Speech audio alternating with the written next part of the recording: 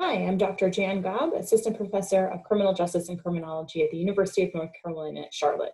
I'm going to talk about an article that I co-authored with Dr. Mike White, a full professor at Arizona State University. The article is entitled Open to Interpretation, Confronting the Challenges of Understanding the Current State of Body-worn Camera Research. It was recently published in the American Journal of Criminal Justice. This article isn't like the standard article that you might read. It's not about data and methods and findings and a discussion and conclusion section. It's a commentary article looking at why we have this, in many ways, conflicting body of research related to body-worn cameras, and what can we make of that, and what can we do moving forward. And these inconsistencies in the research can muddy the waters for everybody, whether it's scholars and students, or it's policymakers and police executives and police officers.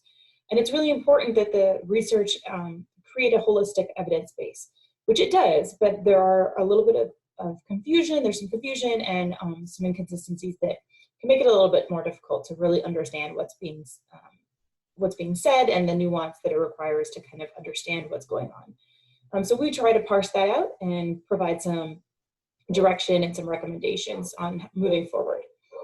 So we start with the 5 existing summaries. We start with the earliest, Cobbett et al. 2016, published in the Australian and New Zealand Journal of Criminology. We move to Mascali et al. 2017, published in Policing, an international journal.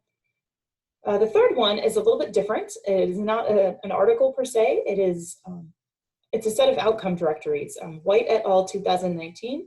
At the time of publication of this article, there were 2, use of force and citizen complaints. Additional ones have been published since then. But these are Excel spreadsheets that kind of summarize the state of the research and the findings in a more visual way, rather than looking at it from a published article. They are also freely available and accessible on the Bureau of Justice Assistance Body-worn Camera Policy and Implementation Program, Training and Technical Assistance website. The last 2 are related. The first one is Lum et al. 2019. It was published in Criminology and Public Policy.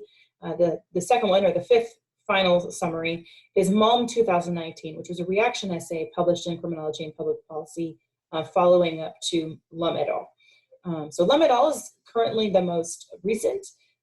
It demonstrated that there were, or counted that there were 70 articles published as of March 2018 related to body-worn cameras. In our article, we actually do a new count, and by our count, we find 119. Our article would make 120 articles related to body-worn cameras. But again, these inconsistencies, there's a lack of consensus. Early on in 2015, 2016, there was a lot of consensus because there were very few articles on body-worn cameras. As the research base has grown very quickly, that consensus is gone. Or there's at least more nuance required when interpreting results. So we look at some of the possible explanations for why there's this lack of consensus. The first is the state of the department or the local context. No 2 departments are the same. No 2 areas are the same. When Rialto, California implemented their body-worn camera program, it was very different than when Spokane, Washington, or Las Vegas, Nevada, or Washington, D.C., or Los Angeles implemented their programs. Rialto was in a very different place. The city was in a different place. The department was in a different place.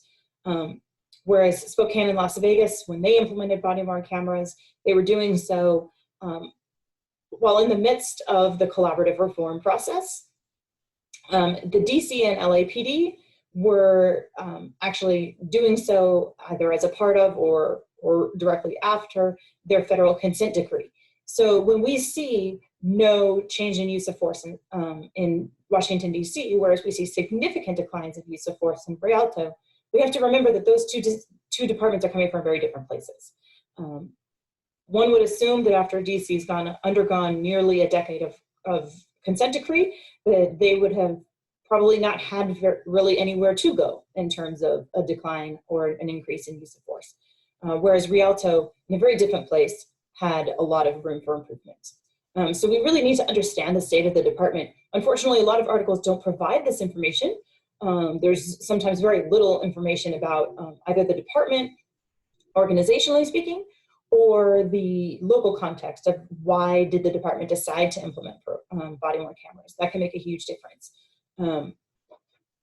which leads to the second issue, which is the implementation process itself. So, was it a slow and deliberate decision-making process, as was the case in Tempe, Arizona? They took over 18 months to decide and really talk through the process they were going to use to implement body-worn cameras, and then they did so in a phased process. They conducted an RCT, so that it was very slow and deliberate. Other departments had to do so very quickly. Ferguson is an example. Ferguson implemented body-worn cameras in less than 1 month after the shooting of Michael Brown.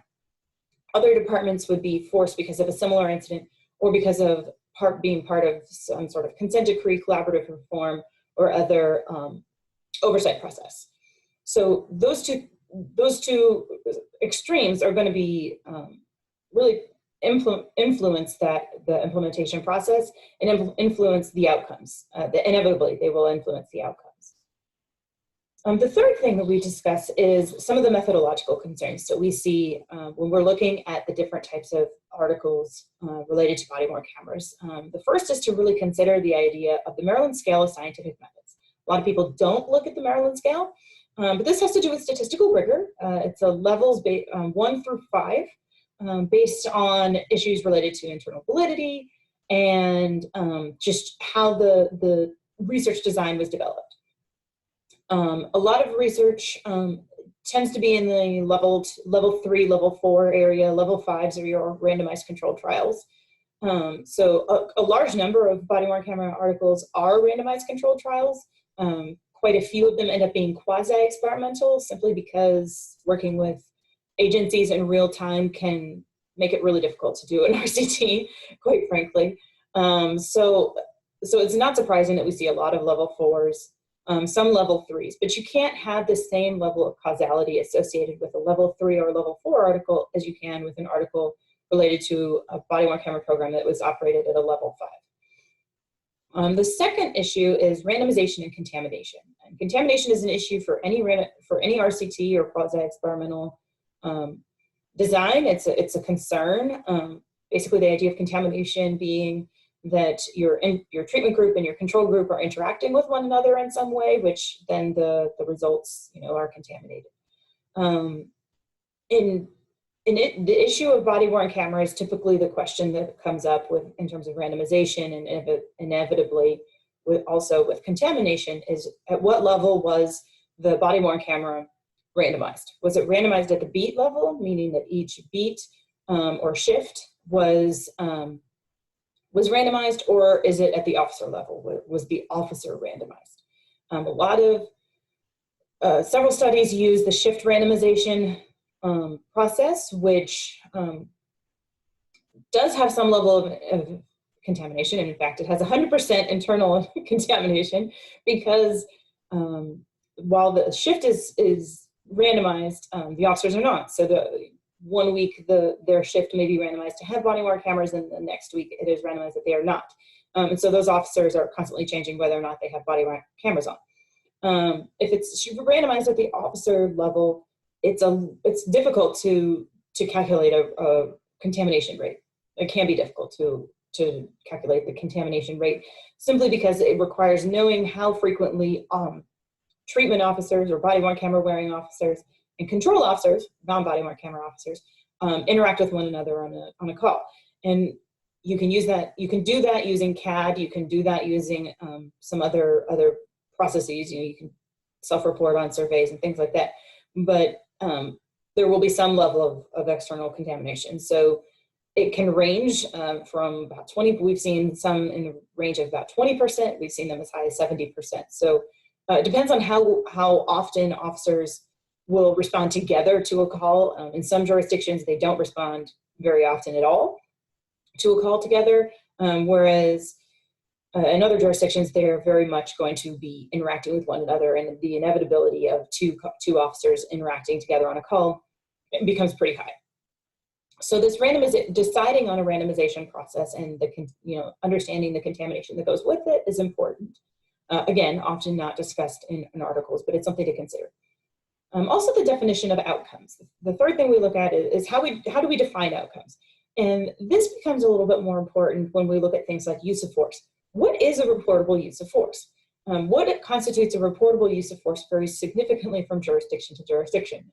What is a reportable use of force in Los Angeles is not the same as one that is a reportable use of force in Seattle, or Twin Falls, Idaho, or Charlotte, North Carolina. So when we're talking about declines in use of force, you may actually be talking about very different actions and activities. This is really important for things like what constitutes an injury. When we say that injuries decline or assaults against officers decline, what are we really talking about when we say assault or injury? Some articles include things as assaults, for example, like verbal assaults. In other words, yelling at people, yelling at the officer, or swearing at the officer, or similar sorts of things. But whereas others might say, no, only physical assault is going to be counted. And so then when we're trying to compare whether or not assaults decline or don't, it makes it really difficult if we're talking about two different things. So again, injuries the same way. What constitutes an actual injury? So these things, when we're defining these outcomes, we really need to be very clear about what we're talking about. And this is not a problem just with body-worn camera research. This is a problem that plagues all kinds of criminological research, but it's something that we really need to talk about and we need to be clear about when we're looking at body-worn cameras, and especially when you're trying to compare maybe an article that has significant declines in a certain outcome and one that has no statistically significant findings. Maybe it's because the outcomes are defined differently. Once we talked about all of these things and these issues, and we go into much more detail in the article, we come up with a couple of recommendations, few recommendations, 3 actually. The first is that we really need a meta-analysis or a systematic review, probably more than one, in the area of body-worn cameras. We note that Lum et al. Describes in a footnote in their article, they say that they are actually commissioned by the Campbell collaboration to do a series of meta-analyses or systematic reviews, which is sorely needed, but we will need them to be continued. So just because they're doing a meta-analysis, let's say now, doesn't mean that in 2 years or 1 year or 3 years or whatever, we will need to update that meta-analysis to really understand the effect sizes and the math behind it. Also, again, consistency in this unit of analysis and definitions. When we're talking about anything in criminology, we always want consistency in our unit of analysis or our definitions or our outcomes. Body-worn cameras should be no different. We really need to come to a consensus across scholars as to what is a use of force, what is an injury. When we're talking about citizen perceptions, what is it that we're really measuring here? So that we can compare across groups. Otherwise, we can't compare across jurisdictions really with any helpfulness at all. It's not going to, or any clarity. The last thing is to not overlook the value of statistically non-significant findings, especially when we're talking about rare events.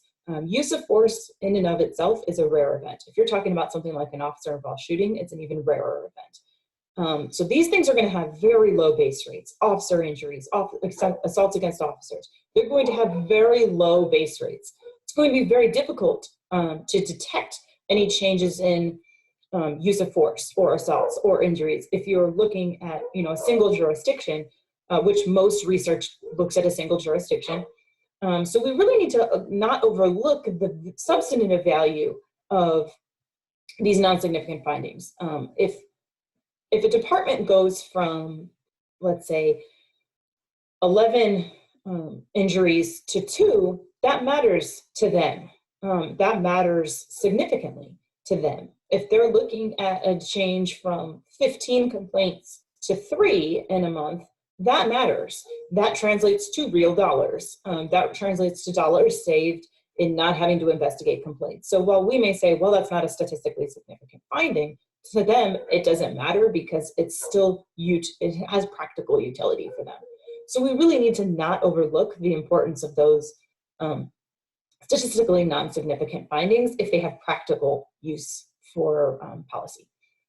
So that's my article, and I hope that you really dive into this. It's a good summary article, kind of a comparative, really tries to get you thinking about the issues going into body-worn cameras. And I'd love to hear if you ever, if you read it and you come up with some other ideas, and issues that are plaguing the realm of body-worn camera research. I'd love to hear from you. Thanks. Have a great day.